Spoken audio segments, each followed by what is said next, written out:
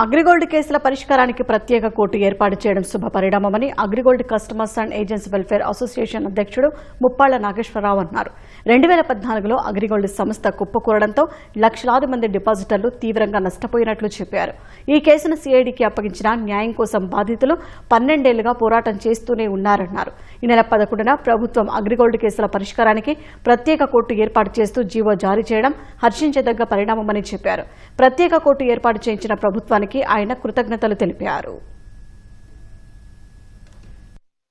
లీగల్గా హర్జిల్స్ క్రియేట్ చేయడానికి ప్రయత్నం చేస్తున్నారు.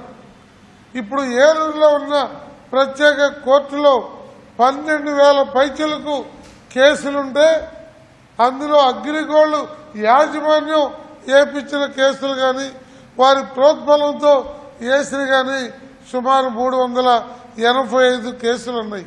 వీటన్నిటిని పరిష్కరించాలంటే అగ్రిగోల్డ్ అంశం మీదనే ప్రత్యేక కోర్టు ఉండాలి, ఇతర విషయాలు ఉండకూడదు అని మేము చెప్పాము.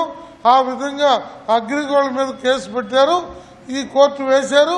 దీనితో పాటు అభయ గోల్డ్, అక్షయ గోల్డ్ అక్కడ మోసపోయిన ఆ కేసులు కూడా ఇందులోకి భాగంగా తీసుకొస్తే వారికి కూడా న్యాయం జరుగుతుందని చెప్పి మేము ముఖ్యమంత్రి గారికి సిఐడి డిపార్ట్మెంట్కి చెప్పాము.